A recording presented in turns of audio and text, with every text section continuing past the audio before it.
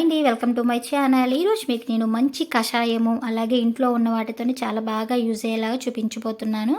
దగ్గు, జలుబు అలాగే గొంతులో కఫం లాంటిది కానీ గొంతులో నొప్పి ఉన్నా కూడా మంచి క్లియరెన్స్ ఇచ్చే కషాయం చూపించబోతున్నాను. ముందుగా ఒక బౌల్ తీసుకొని దాంట్లో ఒక గ్లాస్ వాటర్ యాడ్ చేసుకున్నాను.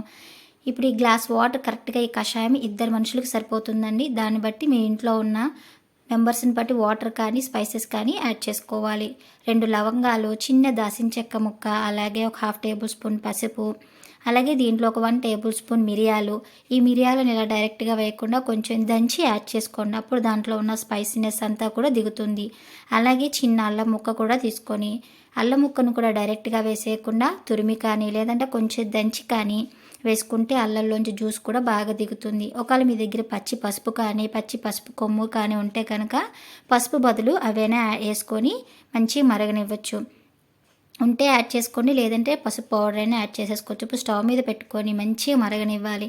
ఇది మరుగుతుంటే మంచి ఘాటైన వాసన వస్తుందండి. ఈ అల్లంలోంచి మిరియాల్లోంచి స్పైసెస్ యాడ్ చేసాం వాటిని కూడా మంచి ఘాటు వాసన వస్తుంది. ఈ ఆవిరి వేస్ట్ అవ్వకుండా మీరు స్టవ్ దగ్గర నించొని కూడా ఆవిరిని కూడా పీల్చుకోవచ్చు.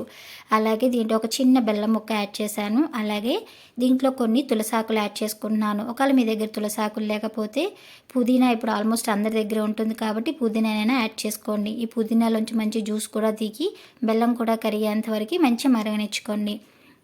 గ్లాస్ వాటర్ కాస్త 1/2 గ్లాస్ వాటర్ అయ్యేంత వరకు మంచి మరగాలి. ఈ స్పైసెస్ అన్నీ కూడా మంచిగా దిగాలి. ఆ ఫ్లేవర్స్ అన్నీ దిగితే ఇవి ఇంట్లో అందరికీ తెలుసు కదండి, పసుపు అల్లం ఇవన్నీ మన ఇంట్లో ఉండేటివే. ఇది బాగా యూజ్ చేస్తుంది. ఈ కషాయం అనేది మనకు మంచి యూజ్ అవుతుంది. ఇది ఇంట్లో ఎవరైనా కోవిడ్ పేషెంట్స్, హోమ్ క్వారంటైన్లో ఉన్న వాళ్ళకు కూడా ఇది బాగా యూజ్ అవుతుంది. తొందరగా బ్యాక్టీరియా లాంటిది అని చచ్చిపోవడానికి గొంతులో ఉన్నది ఇది బాగా యూజ్ అవుతుంది. స్టవ్ ఆఫ్ చేసుకొని దీంట్లో మనకి పులుపు మీరు ఎంత తాగుతారనే దాన్ని బట్టి లెమన్ జ్యూస్ అనేది యాడ్ చేసుకోండి. ఒకవేళ మీకు బెల్లం ఇష్టం లేకపోతే హనీ అయినా యాడ్ చేసుకోవచ్చు. ఇలాగ ఒకసారి మిక్స్ చేసేసుకొని దీన్ని ఫిల్టర్ చేసేసుకుందాము. అయితే ఇంట్లో ఎవరైనా చిన్నపిల్లలు ఇంట్లో అందరూ తాగొచ్చండి. కషాయం అనేది ఓన్లీ బయటకు వెళ్ళిన వాళ్ళే, కోవిడ్ పేషెంట్లే తాగాలని ఏం లేదు. బయటకు వెళ్ళొస్తున్న వాళ్ళకు కూడా ఇస్తూ ఉండండి. ఇంట్లో మనం కూడా అందరూ తాగుతూ ఒక 2-3 రోజులకు వచ్చినా ఒకసారి ఇలా కషాయాలు తాగండి.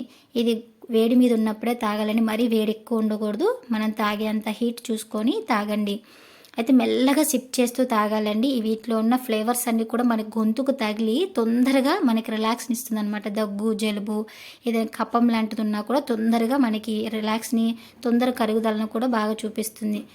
ఇది ట్రై చేసి కామెంట్స్లో తెలియచేయండి. Please subscribe my channel.